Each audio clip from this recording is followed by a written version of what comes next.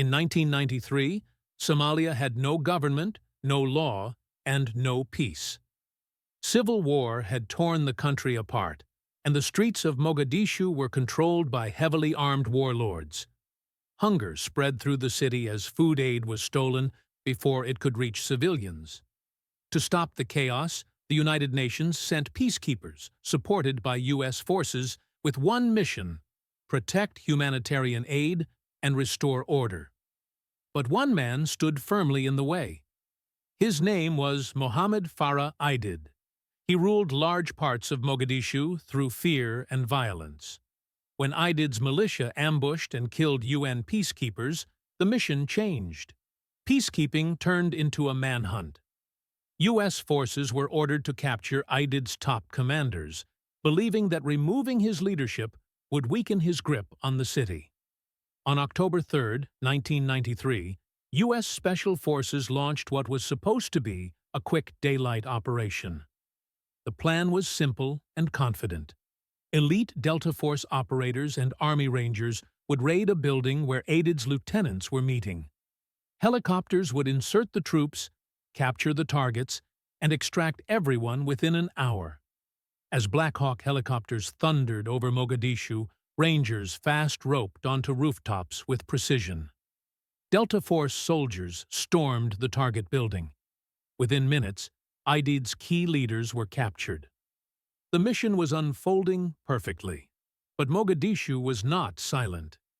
Civilians and militia fighters watched from every street and rooftop. Word spread instantly.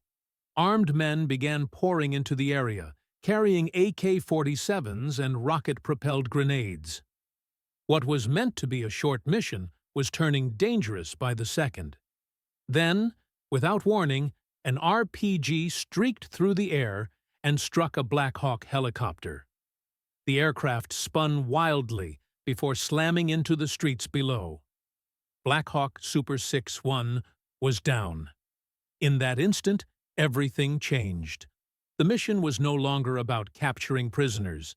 It became a desperate rescue operation inside one of the most hostile cities on Earth. U.S. soldiers fought their way through narrow streets toward the crash site. Gunfire erupted from every direction. Militiamen fired from rooftops, alleys, windows, and behind burning barricades. The Rangers formed defensive positions around the wreckage, trying to secure the area and protect the wounded crew. As chaos spread, disaster struck again. Another RPG hit a second helicopter. Black Hawk Super 6-4 crashed miles away. Now there were 2 downed helicopters, dozens of wounded soldiers, and hundreds of enemy fighters closing in. Night was approaching, and the city belonged to the enemy. At the second crash site, the situation was critical. The helicopter crew was trapped, surrounded by armed fighters moving closer with every minute. Overhead, pilots could see the danger clearly. 2 Delta Force snipers made a decision that would define the battle. Master Sergeant Gary Gordon and Sergeant First Class Randy Shugart asked to be inserted at the crash site. They knew what they were facing. They knew the odds, but they went anyway. Dropped near the wreckage, they immediately came under heavy fire. Outnumbered and surrounded, they fought with incredible determination, defending the wounded pilot, Michael Durant. They held off wave after wave of attackers, refusing to retreat. When their ammunition ran out, the enemy overwhelmed them. Gordon and Shugart were killed at the crash site, but their courage saved Durant's life. Their sacrifice would later earn them the Medal of Honor. As night fell over Mogadishu, the battle grew even more brutal. U.S. soldiers were trapped in buildings and at crash sites, low on ammunition and medical supplies. Wounded men lay bleeding as medics worked under fire.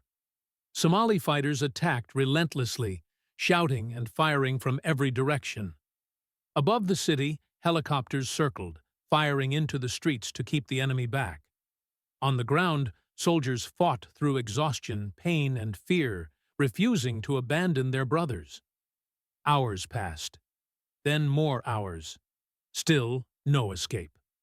Finally, a rescue convoy was assembled using U.S. forces alongside Malaysian armored vehicles and Pakistani tanks. The convoy pushed into the city under constant gunfire, navigating narrow streets littered with debris and fighters. Vehicles were hit again and again, but they kept moving. When they finally reached the trapped soldiers, relief was short-lived. There were not enough vehicles for everyone. The wounded were loaded first. The fallen were secured. The rest would have to run. As dawn approached, U.S. forces broke out of Mogadishu on foot, sprinting under fire toward safety. This desperate escape became known as the Mogadishu Mile. Bloodied, exhausted, and shaken, they ran nearly a mile through hostile territory to reach friendly lines. The battle was over. It had lasted nearly 18 hours. 18 American soldiers were killed. More than 70 were wounded. Images from the battle shocked the world and changed U.S. foreign policy overnight. Soon after, American forces withdrew from Somalia. The Battle of Mogadishu became one of the most studied military ambushes in modern history. A mission meant to last 1 hour turned into a nightmare of courage, sacrifice, and survival. These men did not go to war for glory. They went because they were ordered to protect others. They fought, they endured, and many never came home. Their story must never be forgotten.